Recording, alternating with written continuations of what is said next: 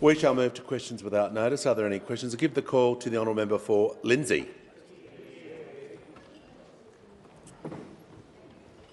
Thank you, Mr Speaker. My question is to the Acting Prime Minister. Given that the Albanese Labor government is refusing to release its 2035 emissions reduction target before the next election, can the government guarantee that Australians will not face an increase in energy prices as a result of Labor's secret target? Order. No. The Acting Prime Minister will pause. Not sure if everyone has forgotten how question time should be operating, but that was an example of how it shouldn't be being conducted. So, we'll start strong this week. The member for Lindsay will begin her question again. And there won't be commentary, there won't be remarks, there won't be add-ons, because I can't hear what she's saying and she's earned the right to ask her question in silence. So the member for Lindsay has the call. Thank you, Mr Speaker. My question is to the Acting Prime Minister. Given that the Albanese Labor government is refusing to release its 2035 emissions reduction target before the next election, can the government guarantee that Australians will not face an increase in energy prices as a result of Labor's secret target? Call to the Acting Prime Minister. Well, I thank the member for her question. Since coming to government, what this government has understood is that the cheapest form of energy today is renewable energy, which is why we have increased renewables in the grid by 25%. And we are, in doing so, on target to both putting downward pressure on energy prices but also meeting our emissions reduction target by 2030. But one thing that I can absolutely guarantee is that the $600 billion plan that the Leader of the Opposition has to introduce nuclear power into Australia's electricity grid will absolutely increase energy prices, because what this man is doing and what those opposite are doing is doubling down on the single most expensive form of electricity which exists in the world today. And what we see is the prospect of households paying $1,200 a year more by virtue of the— Order.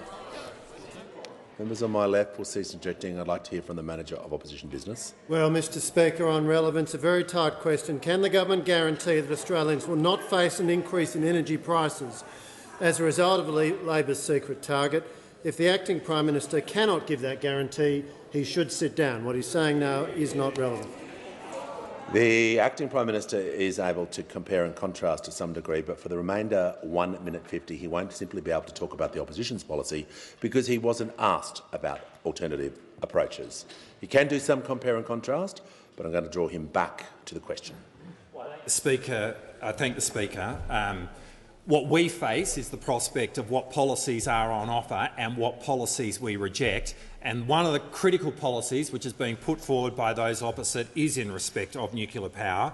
And that is a policy that we will not pursue because we will be focused on increasing more renewables into the grid. And so the prospect which those opposite are suggesting, which will not see any new electricity in the grid for many, many years to come, and at its peak will represent about 4% of the energy grid, is a prospect that we will completely reject. This government, each and every day, has been focused on energy bills for the Australian people. That's why we provided energy relief to every household around the country. We did so in the face of the opposition of this man. We did so in the face of the opposition of those opposite. So what I can guarantee to the honourable member is that in the Albanese government there is a government which will be focused each and every day on reducing the energy prices, putting downward pressure on the energy prices of Australian households. The member for Page will cease interjecting. So I can hear from the member for Swan. Thank you, Mr Speaker. My question is to the Acting Prime Minister. How is the Albanese Labor government working for Australians to bring down cost of living pressures, and what would the impact be if some of those measures were not delivered? call to the Acting Prime Minister. Thank you, Mr Speaker, and I thank the member for her question. Global inflation in the aftermath of the pandemic and with conflicts in different parts of the world is impacting every nation. Wherever you go, there are communities around the world which are feeling the pinch, and that is no different here in Australia. We know that Australians are doing it tough. We know there is more to be done. What we offer is a government which is utterly focused each and every day on the household budgets of every Australian. Now, when we came to power, we understood that the most important step that we could take in the war on inflation was prudent economic management, which is why in our 2 years in office we have produced 2 surpluses, putting downward pressure on inflation. And, Mr Speaker, that is starting to work. Because what we inherited from those opposite was an inflation rate of 6.1%. Indeed, in their last full quarter in office, the quarterly inflation rate was 2.1%, the highest this century. And now the inflation rate is down to 2.8% annually within the RBA band. Now, our economic management stands in stark contrast to those opposite, who in every one of their 9 attempts failed to produce a surplus, despite promising it on each and every occasion. They had no idea how to manage the budget. There was never an issue that they wouldn't throw money at. Whatever Robert Menzies or John Howard might have imagined for their party, the sad truth is that for this bunch of Liberals, economic management is not their strong suit, which is why the biggest risk to the household budgets of every Australian is the prospect of a future Dutton government. Now, when we have spent money, we have been focused on cost of living relief, such as tax cuts for all, increasing the minimum wage. But that has been done in the face of the opposition of this man, and if the Leader of the Opposition had had his way, the average household in this country would now be $7,000 worse off. And the only idea that they have in terms of budget management is $315 billion worth of cuts. That's the age pension, that's bulk billing, that's Medicare. So Australians should be under no illusion whatsoever. The single biggest risk to their household budget, the single biggest risk to their future, Mr Speaker, is sitting right there. Before I call the member for Fairfax, we'll get the call. The member for Latrobe was not interjecting, he was yelling all throughout question time. If I can hear you from that far away, I can only imagine how loud it was disruptive for members around you. Order. Members on my right. So the member for Latrobe will leave the chamber under 94A. I'm just going to ask all members, I know it's first day back, it's a big fortnight, but I want everyone to show some restraint today and to show each other more respect. The call to the honourable member for Fairfax. Mr Speaker, my question is to the Acting Prime Minister. The Albanese Labor government has claimed its renewables-only plan would cost $122 billion, but the real price tag is over $642 billion. That's more than 5 times as expensive. Why is this weak and incompetent Labor government hiding the true cost from Australian families who will have to foot the bill for its renewables-only plan? Order. The Treasurer will cease interjecting. The Minister for Infrastructure and the Minister for Environment shall also join him and otherwise will be warned. The Acting Prime Minister has the call. Thank you, Mr Speaker, and I thank the member for his question. But I definitely do not accept the assertions which are contained in the body of that question. What is clear in the world today, whether those opposite understand it or not, is that the cheapest form of electricity is renewable electricity. And that's why we have got the renewable sector going again, something which those opposite did their best to absolutely crush, something that in the process of which those opposite were doing everything they could to see an upward pressure on energy prices in this country. But we have got investment in renewables going again such that there is a 25% increase in the grid.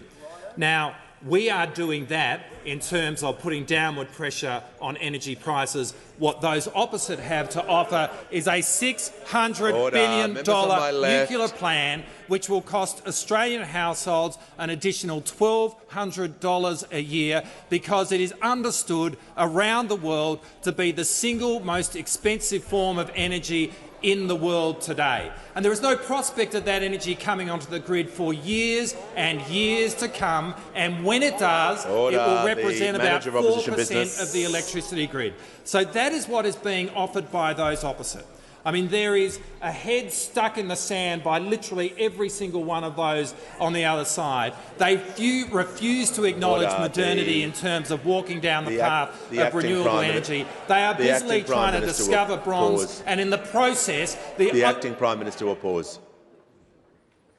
The member for Fairfax on a point of order. Speaker, point of order is on relevance. The question went to the acting Prime Minister, pointing out the difference between their claim of a $122 billion cost and the real cost of $642 billion. And the question was, why are they hiding this true cost from Australian families who will have to pay for it? Resume your seat. He hasn't answered that question. Yeah.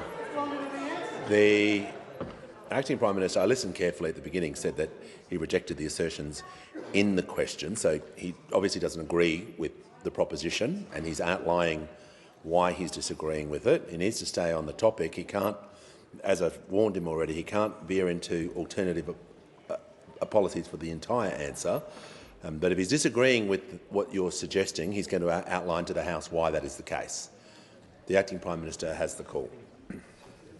Thank you, Mr Speaker. This government is committed to having our nation climb the technological ladder and face modernity by having a transition to net zero emissions by 2050 and having more renewables in the grid in a way which is completely firmed. Like, that's what we are doing, because that is what every responsible economy on the planet is doing. And the only other option that you hear in the developed world, literally, is from those opposite, which is talking about establishing a civil nuclear industry from scratch at an enormous cost to Australian households, and that is a policy we will not pursue. Call to the member for Newcastle. Thank you, Speaker. And my question's to the Treasurer. What action is the Albanese Labor government taking so Australians can continue to pay cash for essential items? And how does this approach differ from alternatives? Call to the Treasurer. Thanks very much, Mr Speaker. Can I thank and acknowledge the member for Newcastle for her focus, which is shared by every member of this side of the House, on the cost of living pressures that people in her community are under, and as part of that, making sure that people can continue to pay cash for essential items if they need to and if they want to. And here as well, Mr Speaker, I want to shout out the work of the Assistant Treasurer. He and I have been working together very closely to make sure that as we modernise our payment system, we make sure that as we're phasing out cheques, we do it with a long run-up, and that we also make sure that there's an ongoing role for cash in our economy when it comes to essential items. Now, we know the direction of travel in the economy is that more and more people want to pay digitally, but there are still 1.5 million Australians who do most of their payments via cash, more than 80% of their payments by cash. 1.5 million Australians. And so what we want to do, Mr Speaker, as the Leader of the Opposition again fails to engage in a meaningful way on anything to do with the economy, is what we want to do is we want to make sure that people can continue to pay cash for essential items if they want to or they need to. Order. We understand, even if those opposite don't, that cash can be a really important lifeline. Cash can be an important backup. Cash can give people a sense of security, a sense of peace of mind, knowing that they have cash there as a backup, and we want to maintain that as an option and as an ongoing feature of our economy. So, Mr Speaker, we intend to do what a lot of other countries have done and what a lot of states and jurisdictions in the US have done, and that is to mandate make sure that cash is acceptable when people are buying things from supermarkets or whether it's the pharmacy or petrol stations and in other ways. Now, Mr Speaker, you would think that those opposite would enthusiastically support our efforts to give people that peace of mind, but sadly no. Sadly no. We know from Senator Hume this morning that those opposite don't support our efforts to maintain an ongoing role for cash in our economy. She made that clear. And so what that means, Mr Speaker, the logical conclusion of that is that those opposite are a risk to cash in our economy in the same way that this opposition leader is a risk to household budgets more broadly, Mr Speaker. And we know that they're a risk because we know their record when it comes to Medicare, when it comes to housing, when it comes to wages, and now when it comes to a role for cash in the economy as an important backup, Mr Speaker. He is a risk, this opposition leader, to household budgets because we know his record and we know that his reckless arrogance would set Australians back in tangible ways. We're in the third year of a 3-year parliamentary term.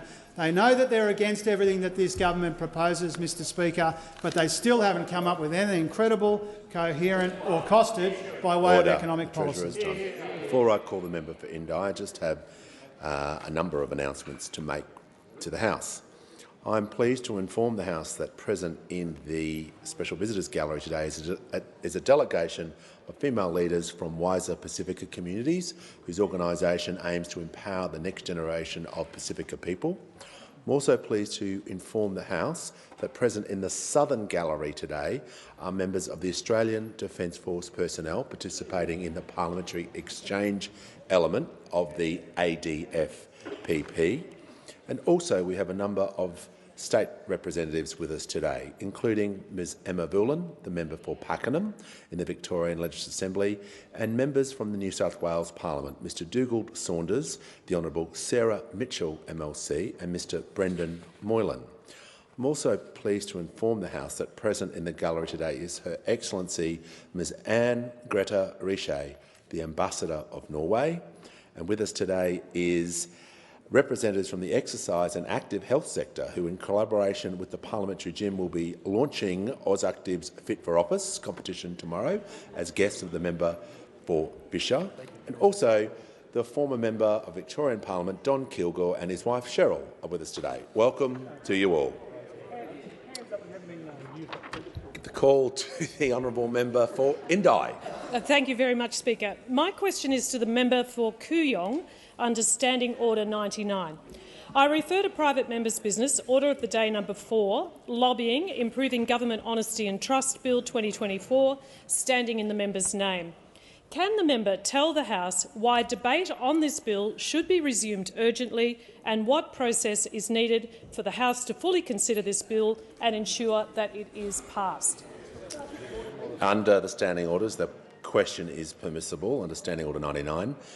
And I give the call to the honourable member for Kooyong. Thank you, Speaker. And I thank the member for Indi for her question. She has asked about my private member's bill entitled Lobbying, Improving Government Honesty and Truth, also known as the Clean Up Politics Act. This bill introduces several measures to improve trust in government decision-making. These include extension of the Register of Lobbyists, publication of ministers' diaries, and closure of the revolving door between ministries and the private sector. Order. Members on my right. The member will continue. The member asked whether there is urgency in debating this bill, and there is. I first placed this bill before the House last year. It was not debated. With the help of Senator David Pocock, we secured a Senate inquiry into the bill. That received 346 submissions but received only a single day of hearings. That inquiry concluded that the government should improve its regulation of lobbyist activities in this House.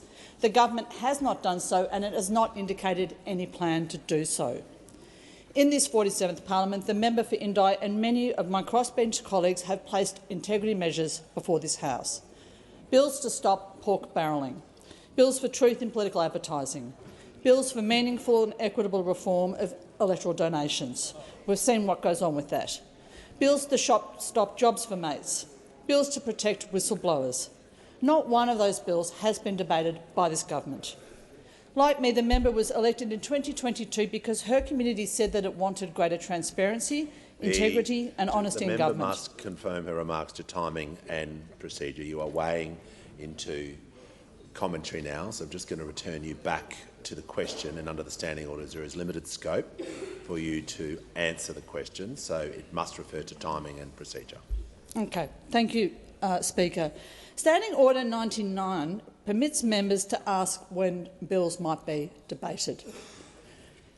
This government has not debated a single private member's bill in this 47th parliament. I want to reverse the onus, Speaker, and I want to ask the government. I want to ask the acting Prime Minister and the Attorney-General when they will act— Order. Order. Members on my right, the member for McEwen. I would like them to tell my electorate and the electorates of the other members of the crossbench when and how they are going to take action to restore Australia's faith in the integrity, transparency and honesty of its government. Call to the honourable member for Tangney. Thank you, Speaker. My question is to the Minister for Housing. How is the Albanese Labor government's plan to build 1.2 million homes helping Australians with housing costs? What is standing in the way? Call to the Minister for Housing and the Minister for Homelessness. Thank you so much, Speaker, and I want to thank the fantastic member for Tangney for his question. He's just a brilliant representative for his community. Speaker, the Albanese government has the boldest and most ambitious housing agenda that the Commonwealth has had for decades.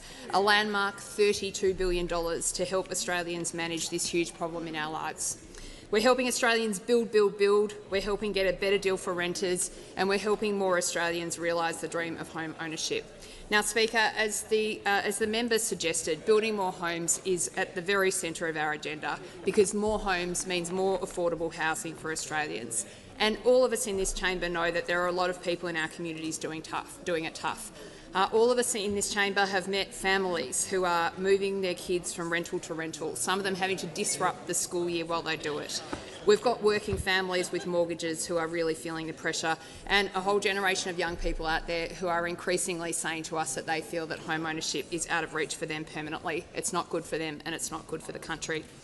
Now, Speaker, when we came to office 2.5 years ago on housing, the cupboard was absolutely bare. There was a lack of Commonwealth ambition, there was a lack of Commonwealth action, and for most of that time there was a lack of Commonwealth Housing Minister, Speaker.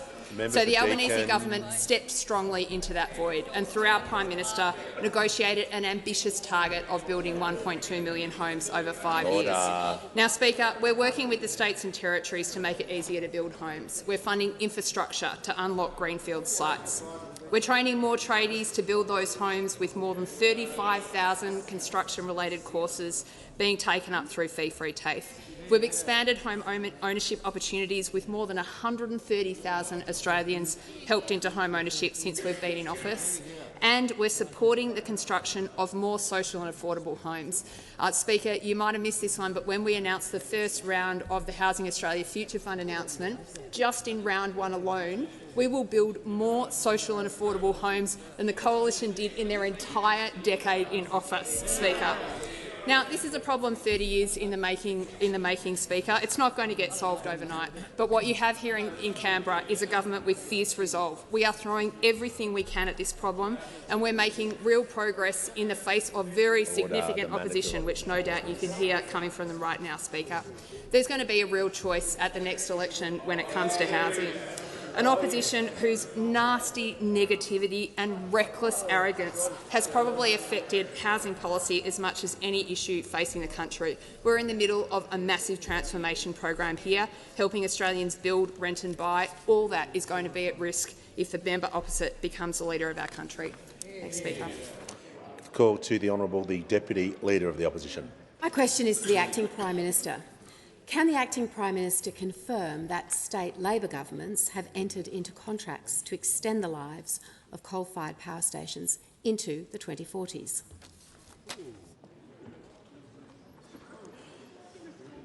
I'll hear from Order. I hear from the Leader of the House. Mr Speaker, contracts entered into by the federal government or between the state and the federal government would always be in order, but I'm not sure how any minister here is meant to be responsible for contracts that states undertake that have no connection with the Commonwealth. The question didn't go to the responsibilities of the government or the acting Prime Minister. It's more of an awareness question.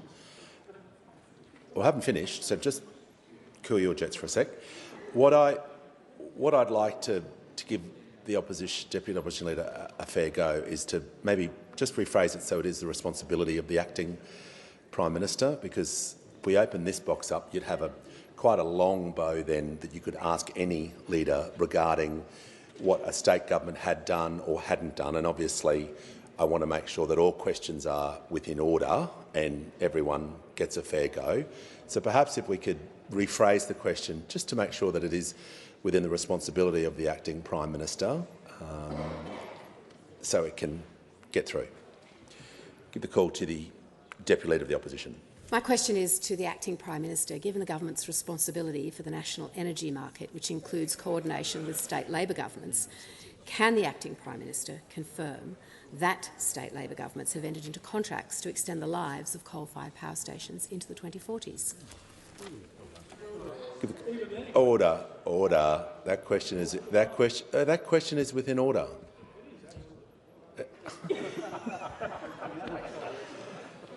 And the Minister for the Environment and Water has the call. Thank you, Mr Speaker. And I'm not sure why the Deputy Leader thinks that our responsibilities only relate to dealing with state Labor governments. Of course, the Commonwealth Government would always deal with governments, whether they are state Labor governments or state coalition governments, in the same manner.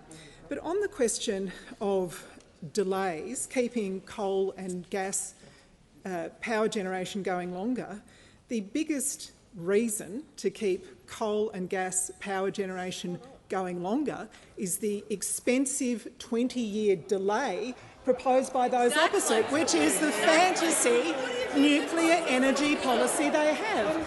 Mr Speaker, the biggest risk is a nuclear energy policy that, by their own admission, won't be operational for 20 years and then will only provide 4% of power. And it will cost $600 billion, and it will add $1,200 to the average person's household bills. The other thing that I think is worth saying, Mr Speaker, about the delay that those opposite would cause to the energy transition is 1.7 billion extra tonnes of carbon dioxide would be released into our atmosphere if those opposite get their way and delay the transition by 20 years. Minister will just pause. She's straying into alternative policies, but I'll hear from the... I just want to make sure that for the remainder of her answers she's not talking about opposition policy because she wasn't asked about opposition policy. So just as the question had to be relevant, I'm going to make sure that the answer is relevant as well, directly relevant. Thank you, Mr Speaker. The reason that state governments are contemplating having to extend the life of any of these stations is because those opposite were warned that 24 coal-fired power stations were closing. And what did they do in response to those 24 coal-fired power stations that gave their closure dates to those opposite? They did nothing. They did absolutely nothing in response to the delays that were telegraphed while they were in government. They had 22 separate energy policies. They didn't land a single one. Of course, we're having to double down to move more quickly because of the delay and dysfunction that we inherited. And that's the same position the states and territories are in. Has the Minister completed her answer? Has the Minister completed her answer? Yeah. Call to the honourable member for Aston. Thank you, Speaker. My question is to the Treasurer. How is the Albanese Labor government boosting productivity and investment in our economy? What alternatives are there?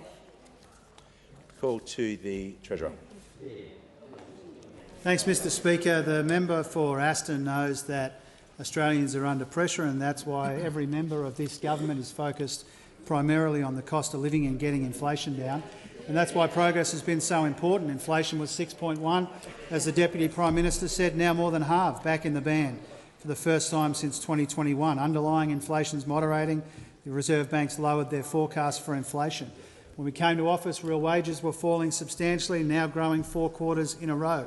The gender pay gap has narrowed as well. 1 million jobs have been created. Unemployment's still in the low 4s. Participation is at record highs, Mr Speaker.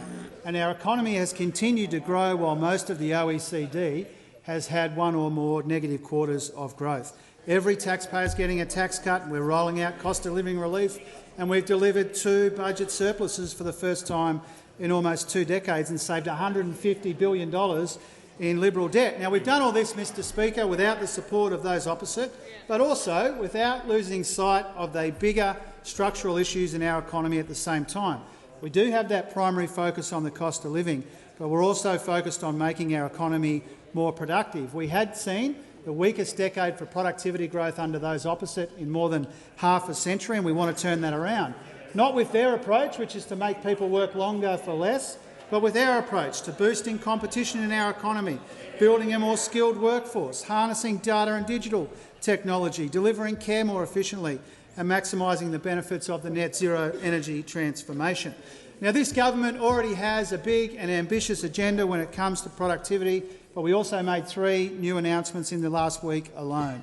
A $900 million productivity fund with the states to incentivise economic reform, a new single front door for major investors to get capital flowing more effectively in our economy, and PC inquiries for each of the 5 pillars of productivity to help inform the next steps. And we'll have more to say about productivity and investment in and around the Investor Roundtable on Friday and the Treasurer's meeting the Friday after that, Mr Speaker.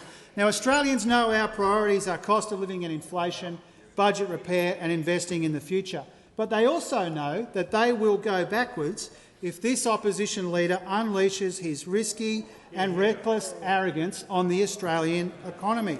I'm asked about alternatives, but we are deep into the 3rd year of a 3-year parliamentary term, and they still have no costed, coherent or credible economic policies. And with that, Mr Speaker, is it any wonder that in a profile piece in the Saturday paper, when the colleagues over there were asked about the Shadow Treasurer, they said that he had, quote, vacated the field. They said that he had no, quote, clear, defined direction. And they said that he is, I quote, just throwing rocks, Mr Speaker. The time has come to come up with alternatives, to cost them and then put them forward. Otherwise, we will conclude, as your colleagues have. Call to the honourable member for Fairfax. Thank you, Mr Speaker. My question goes to the Acting Prime Minister.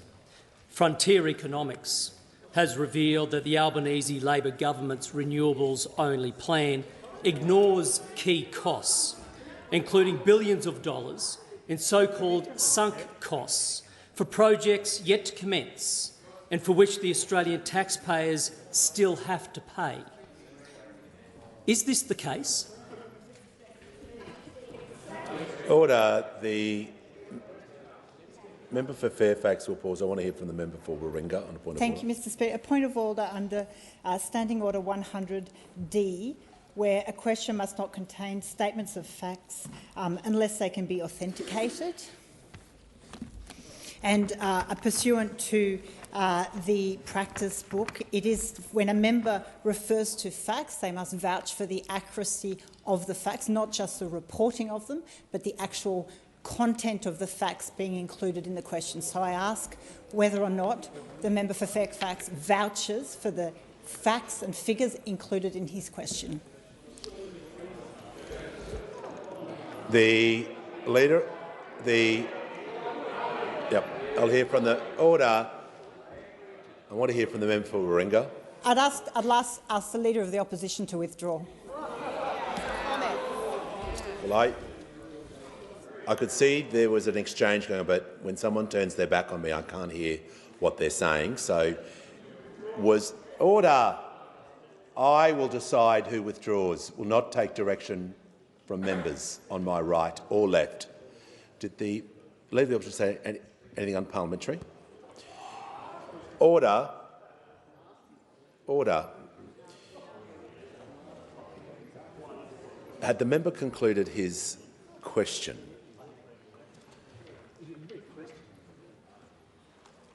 I'll just hear from the Leader of the House before we circle back to the member for Warringah. Yeah, Mr Speaker, just to the point of order, it's one that has been rarely raised but was raised a number of times by the former member for Hunter, Joel Fitzgibbon, during the first term of the Abbott government, and on those occasions the questioners who then when Joel was raising it, it was members of the government, were asked to vouch for what they'd stated.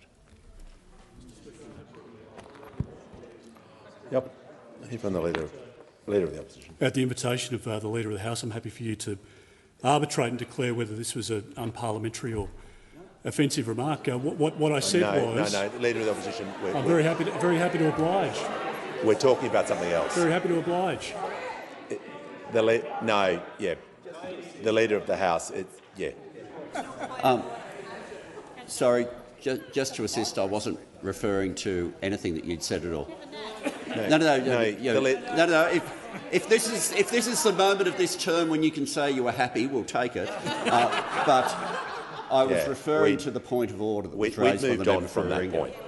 Yeah, I dealt with that and we've moved on. So we're dealing now. We're dealing with the member for Warringah's point of order regarding the validity of the question, not the other issue that's been dealt with.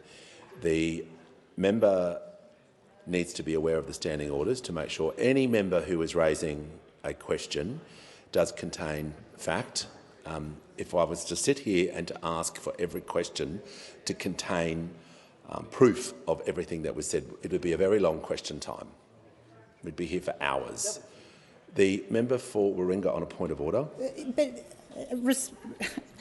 Just in relation to the standing orders, it is clear that a member can be asked to vouch for the accuracy of the information that they are including in their question. That is pursuant to the standing orders that is in the practice book. And so it is a decision upon a member in framing their question to include facts that they are comfortable to vouch for their accuracy before the parliament. I'm just going to listen to the question again, because he made reference to a report. I just want to make sure it is within standing orders and following. So I'll listen to the question carefully. Thank you, Mr Speaker. And my question went to the Acting Prime Minister. Frontier Economics has revealed that the Albanese Labor government's renewables-only plan ignores key costs, including billions of dollars in so-called sunk costs for projects yet to commence and for which the Australian taxpayers still have to pay. Is this the case? So I'm going to allow the question because he's referring to a report. I haven't read the report. I'm unaware of the accuracy, but if a member of parliament refers to a piece of work, a news article, a piece of work, I assume that it is an accurate report. So the member for Warringah on a further point of order. It's simply asking for the member to vouch for the accuracy of the facts that he is reporting. That is what the standing orders provide. Because once it is on the record, it is assumed as accurate. So it is simply asking for the member to vouch for the accuracy of that information. Resume your seat. We're going to move forward because any member of parliament could announce, including a member of the crossbench, reference a report or, and if I was to simply sit here to ask for every report to be verified, and I assume, given that this report's been announced, every single member and everyone watching across Australia will now check the accuracy of that, and I would hope that in any world that it wasn't accurate, the member would have to come back to and apologise to the House if he has misled or said anything inaccurate. Give the call to the Acting Prime Minister. Thank you, Mr Speaker. Well, the short answer is I don't accept the assertions which have been contained in the question that's been asked by the honourable member.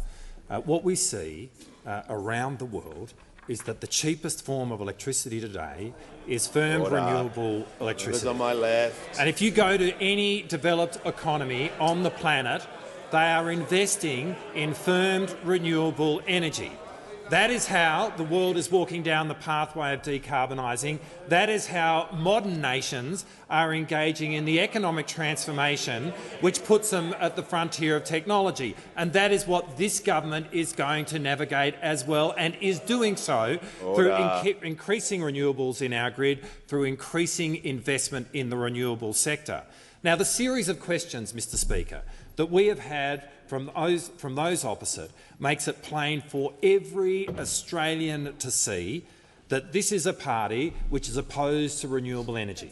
What is absolutely clear is that this is a party still wrestling with itself and the Nationals about whether climate change is actually happening at all. This is a party which is stubbornly and determinedly refusing to move with where the planet needs us to go, needs governments to go.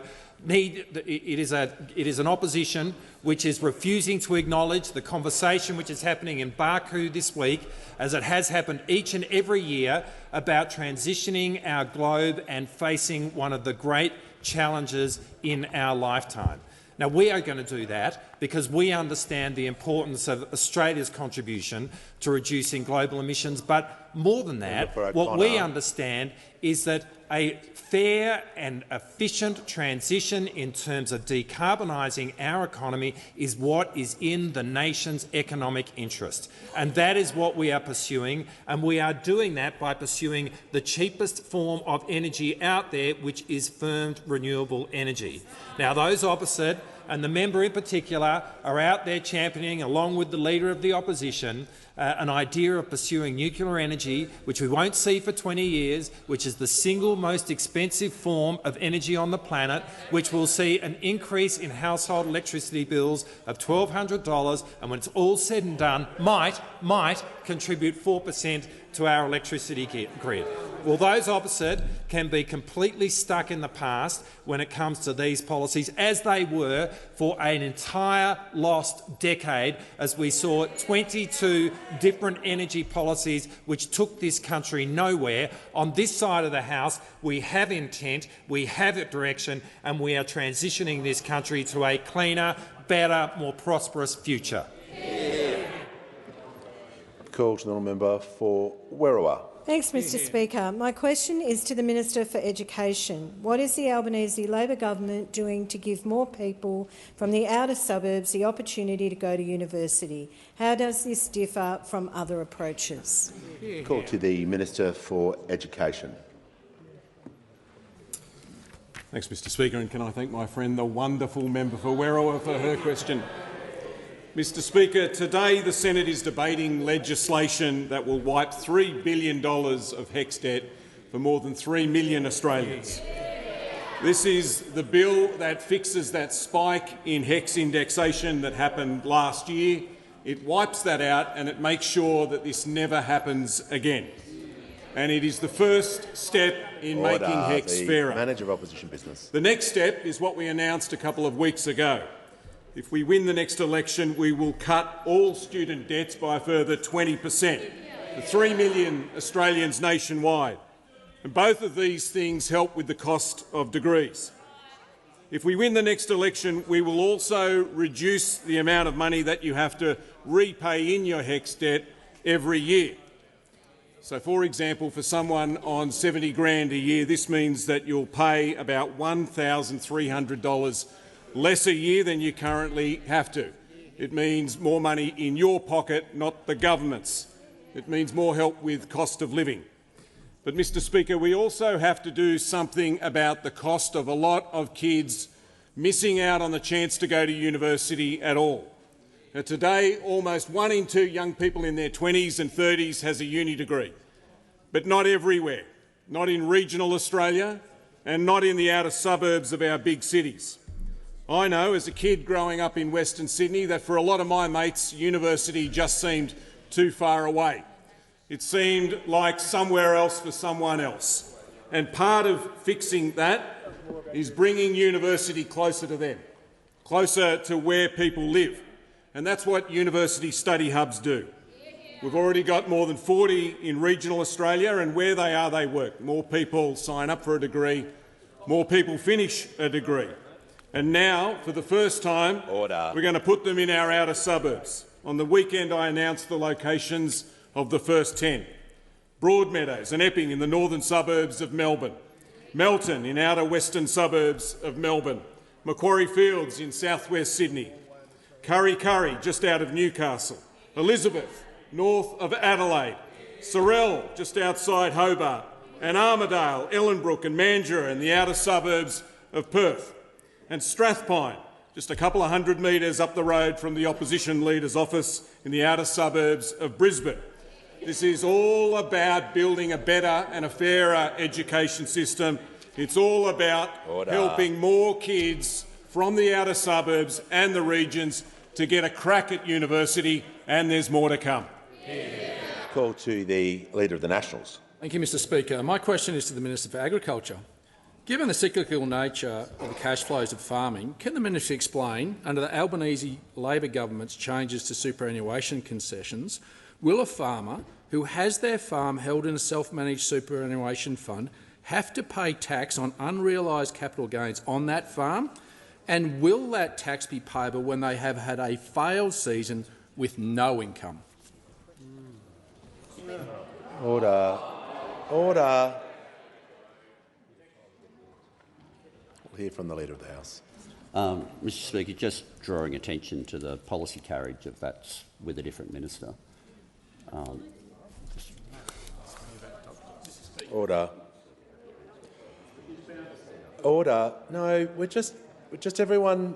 We're just going to take it one at a time, and we'll hear from the It is a central agency that has determined that, Treasury, but it would have been at the behest and the advice of all the departments, including the Department of Agriculture, of how a farmer would in fact pay for this. I would have thought that is prudent governance. The Attorney-General is warned. I'd just like to give everyone a fair go when they raise their points of order. We've done that. The Minister is now going to get the call. She's happy to answer the question, and we'll go forward that way. The Minister has the call. Thank you, Mr Speaker, and I thank the member opposite for that question. As the member knows, the government is targeting tax breaks and superannuation to make them fairer, particularly for individuals with super balances of more than $3 million. And all Australians will continue to receive their tax concessions to help them save for retirement. Can I say that all superannuation funds, including self-managed funds, are required to have sufficient liquidity? That's already a principle and requirement of our current superannuation system. So under existing superannuation law, funds are required to have some liquid assets to meet any existing and prospective liabilities, cash flow requirements and expected tax concessions and consequences of their investments. Individuals can choose how they pay their tax, Mr Speaker, either out of their superannuation account or from their own pocket, and this is similar to other parts of the superannuation system. Order. The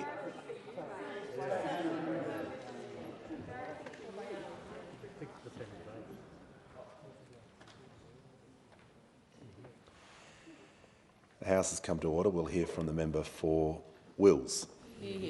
Thank you, Mr Speaker. My question is to the Minister for Skills and Training. How is the Albanese Labor government supporting Australians to get the skills they need by removing financial barriers to training, and is there any opposition to this? Give the call to the Minister for Skills and Training.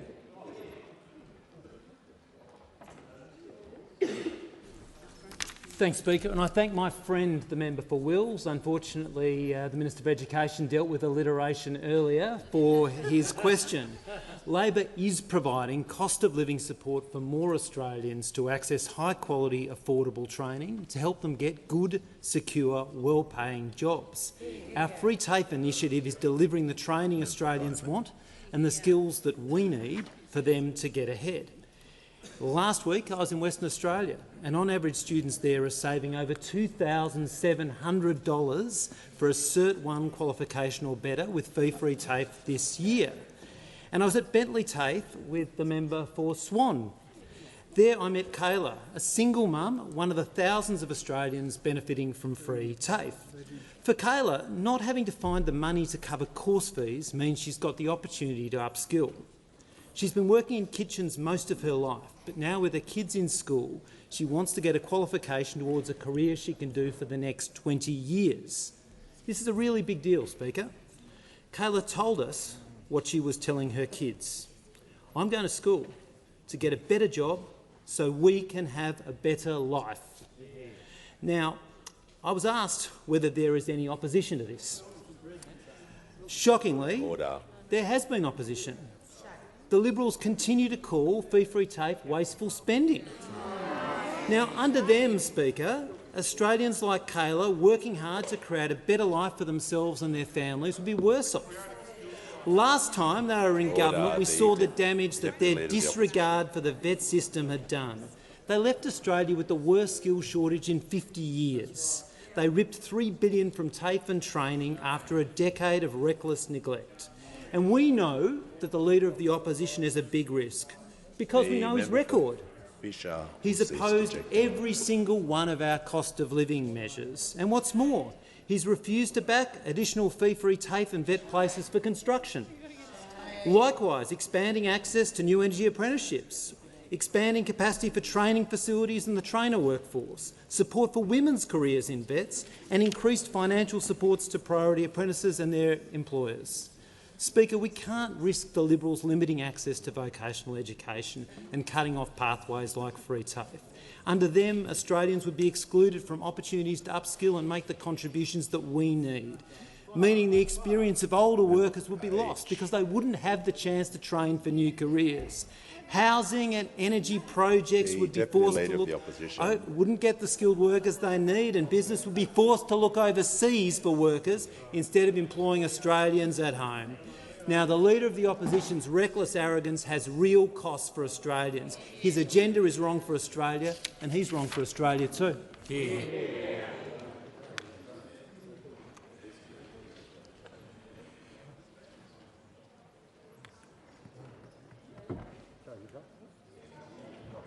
Give the call to the honourable member for Fowler. Thank you, Speaker. My question is to the Treasurer. Given that the Labor member for Fairfield, who should have a voice in government, has resorted to protesting against his own Labor government with placards on social media to secure a long overdue upgrade for Carramar Station in my electorate of Fowler, what commitment do you have to ensure our community in south-west Sydney receive its fair share of Commonwealth infrastructure investment, noting that the Metro line through Fowler was cancelled by state and federal Labor? Call to the Treasurer. Thank you, Mr Speaker. Thank you to the honourable member for her question. My colleague, the Infrastructure Minister, reminds me that we're investing an extra $2 billion in infrastructure in Western Sydney. An extra $2 billion of investment in infrastructure in Western Sydney. And that's because if you look around, the members on this side of the House from Western Sydney, they come here and represent their communities with enthusiasm and with great success, making sure that in a budget which has some pretty serious fiscal constraints, we still find the room to invest billions of dollars in one of the most important communities in our country and one of the most important parts of our national economy. And we will continue to make those kinds of investments in Western Sydney, whether people are waving placards around or not. Before I call the member order, before I call the member for Dunkley, I'm also pleased to advise the House that the Honourable Terry Stevens, President of the South Australian Legislative Council, is joining us today. And I give the call to the honourable member for Dunkley. Thank you, Speaker. My question is to the Minister for Communications. How will the Albanese Labor government's legislation for social media age limits support families and promote safer and healthier outcomes for young Australians? Call to the Minister for Communications. Thank you, Mr Speaker, and I thank the member for her question. The Albanese government understands the deep concern of many parents about the harmful impacts of social media, including screen time addiction on their children. And they've told us that they want help managing their children's use of social media. and this is why we are progressing this legislation. This is about helping families, when they are sitting around the kitchen table, to have the hard conversations about accessing social media. Mr Speaker, our laws will enable parents to say no. The normative value is immense. But, Mr Speaker, this is not about government telling parents how to parent. It's about getting kids back out in the playgrounds and on the sporting fields. And this aligns with what we are hearing from experts. We know there are benefits for young people from accessing social media, but we also are hearing about the hazards of excessive use. In 2022, a group of UK psychologists and neuroscientists analysed longitudinal data on 17,400 young people, and they found that young girls experience a negative link between social media use and life satisfaction when they are 11 to 13 years old. And for young boys, it's when they are 14 to 15 years old. Mr Speaker, this legislation will help relieve some of these pressures for young people, the fear of missing out, the infinite scrolling and the addictive features. Now, the government appreciates the views that have been advanced by young people and mental health advocates. We know online environments can be an important avenue for young people to connect and to find their tribe. And we know the harms don't go away when someone turns 16. And that's why last week I announced the Albanese government's intention to legislate a digital duty of care. It will place a legal obligation on the platforms to take proactive steps to protect their users. This is landmark reform recommended by the Independent Review of the Online Safety Act. Our decision to legislate age limits for social media also builds on the changes I introduced to the basic online safety expectations in May this year. These changes mean that platforms are required to place the best interests of the child at the core of their services. Now, Mr Speaker, I know the challenges of online harms is something that everyone in this House would be concerned about. And that's why we are looking forward to working with all members to deliver this critical legislation for age limits to access social media. Give the call to the honourable member for Banks. Thank you, Mr Speaker. My question is to the Minister for Communications. Australian parents were shocked to hear the Minister for Communications state on November 14 that Snapchat could be exempted from the government's social media age limits legislation. Snapchat has wreaked havoc on Australian families, often with devastating consequences. Will the Albanese government reverse course and guarantee that Snapchat will be included in the law? Call to the Minister for Communications. Thank you, Mr Speaker, and I thank the member for his question. Mr Speaker, the government's made it clear that under this legislation there will be a broader definition of social media to what is currently in the Online Safety Act. Defining an age-restricted service is a new legal term, and we've been clear that the definition is likely to capture what is commonly understood to be social media. The framework will be clearly stepped out for the public and the Parliament when it's introduced. Give the call to the honourable member for Solomon. Thanks, Speaker. My question is for the Acting Prime Minister.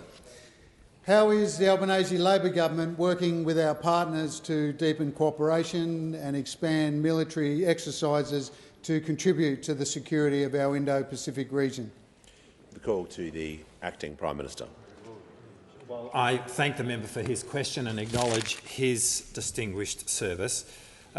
Yesterday, along with the member for Solomon, I participated in the 14th US, Australia, Japan trilateral defence ministers meeting, along with US Defence Secretary Lloyd Austin and Japanese Defence Minister Gen Nakatani. There is no country with whom we have more in common, with whom we have a greater strategic alignment than Japan, which is why we have seen that our strategic and defence relationship with our old friend has developed rapidly over the past few years. And part of what we have in common is that for both of us, our most important relationship is with the United States. We are both American allies in the Indo-Pacific. And so this gathering of the three countries was profoundly important for Australia. It is a gathering which is based on practical, real action. Secretary Austin's visit to Darwin was the highest-level visit of an American official since President Obama visited Darwin in 2011 to announce the marine rotation.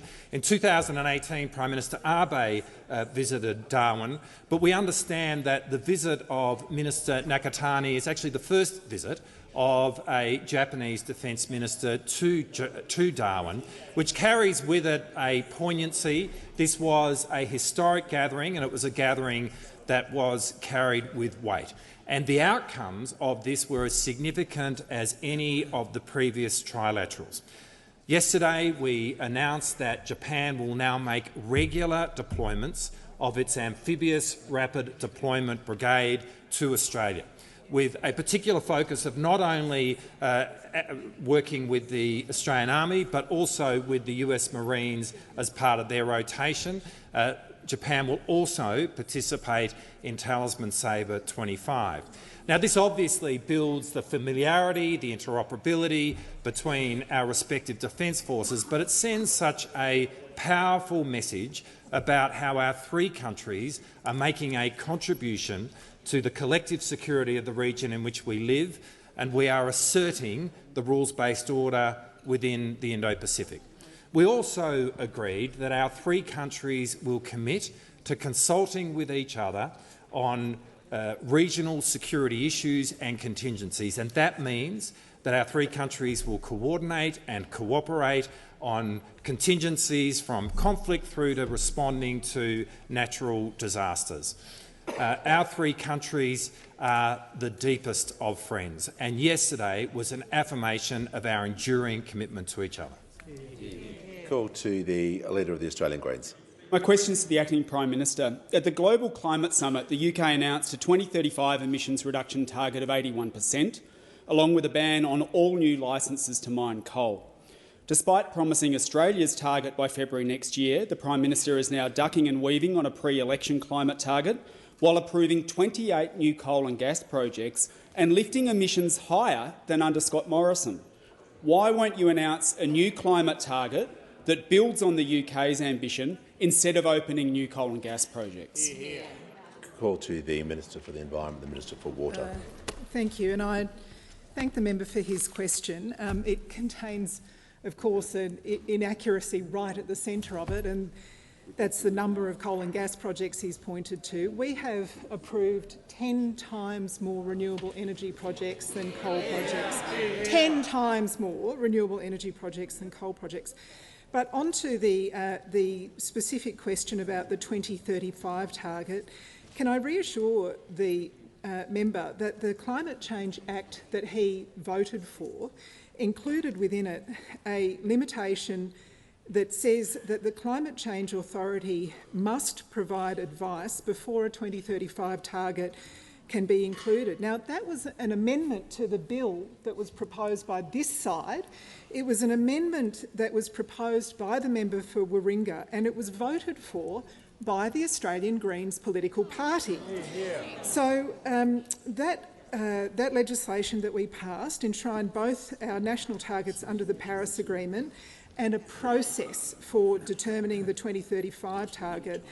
And that process, as I say, was voted for by you at the time, not by you, Mr Speaker, but by the Australian Greens political party.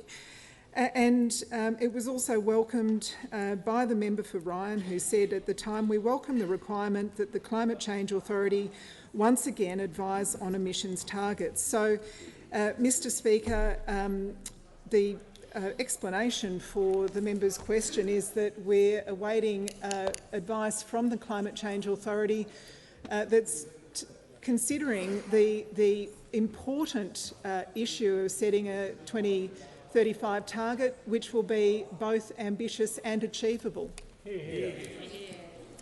Call to the honourable member for Gilmore.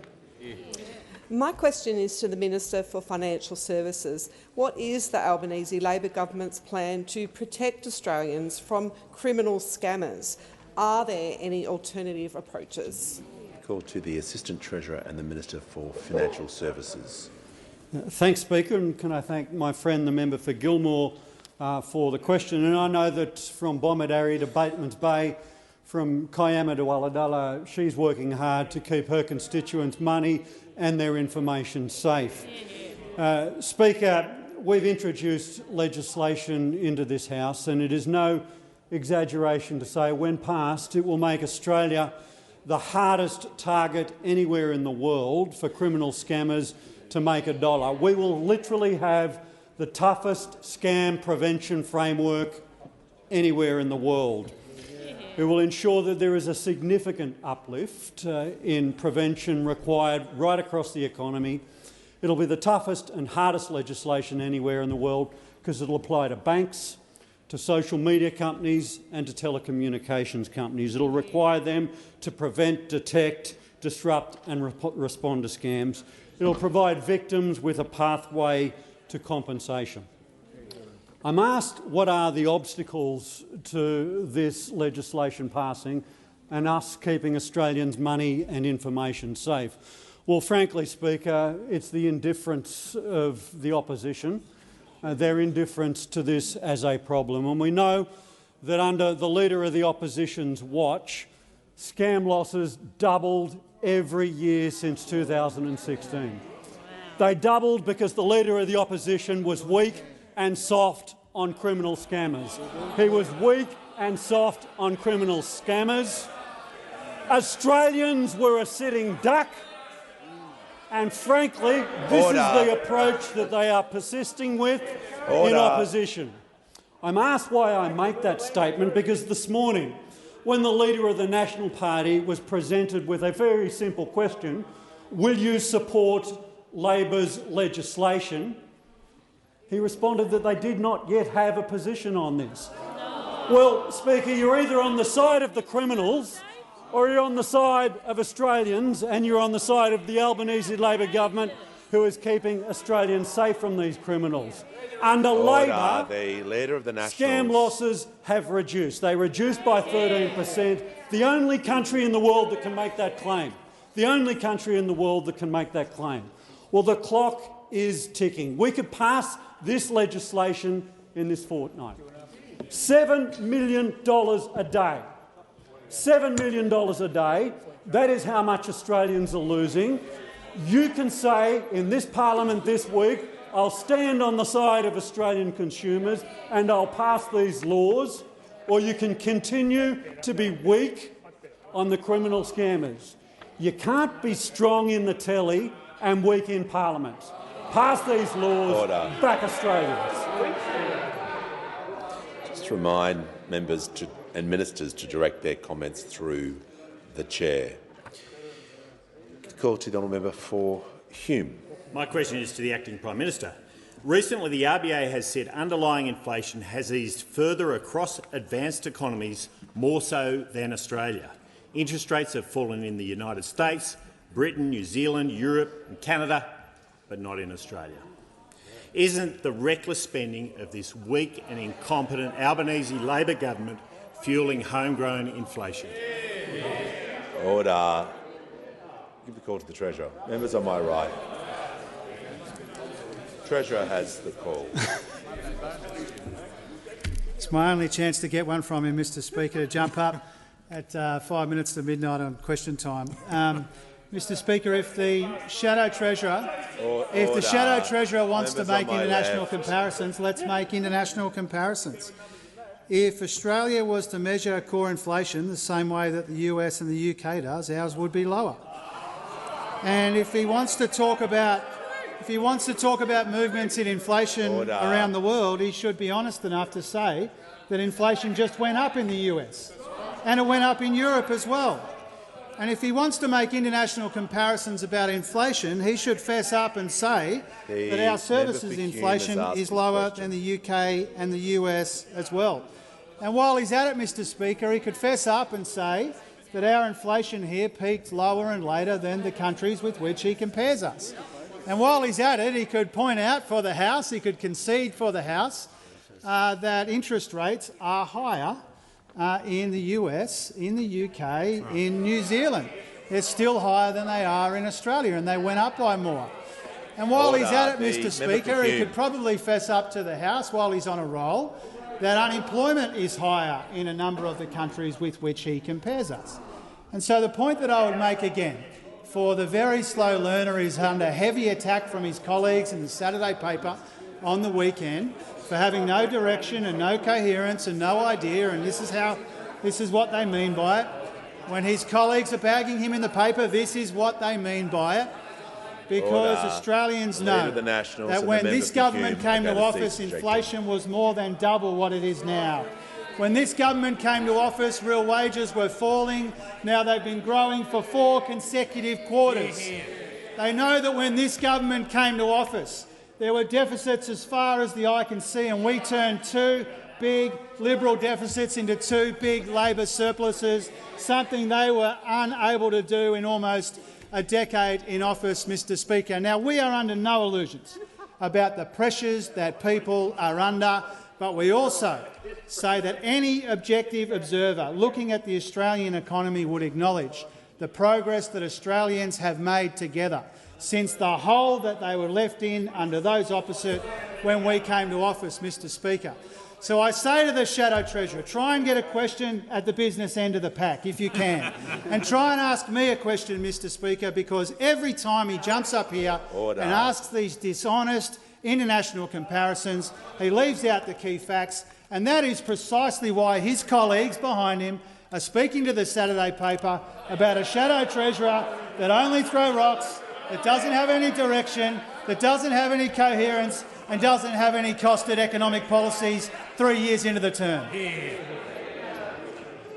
The call to the honourable member for Macon. Thank you, Mr Speaker. My question is to the Minister for Health. How is the Albanese Labor government making medicines cheaper for all Australians, including providing Australian mums and newborn babies free access to important vaccinations? Why are cheaper medicines such a high priority for the Albanese government? Call to the Minister for Health and the Minister for Aged Care. Thank you, Speaker. I thank my friend for that question because he knows we have one of the best medicine systems in the world, and he promised at the last election to make it even better and, importantly, Mr Speaker, to make it cheaper. And in a bit over 2 years, we've made 250 or more new or expanded listings to the PBS, giving Australians access to some of the world's best treatment at affordable PBS prices. But we've also listed new vaccines on the National Immunisation Program, Mr Speaker. 12 months ago, we introduced the most comprehensive protection program against shingles, and since then, more than 1.6 million older Australians have received the new Shingrix vaccine. Before then, they were paying $560 each, but now they get it for free, saving older Australians $900 million in just 12 months, Mr Speaker. And last Sunday, as the member indicates, I announced another world-leading vaccination program, this time protecting little babies against RSV. RSV, Mr Speaker, is the leading cause of hospitalisation for babies. An average winter will see around 12,000 babies put in hospital, a quarter of whom will spend time in the intensive care unit.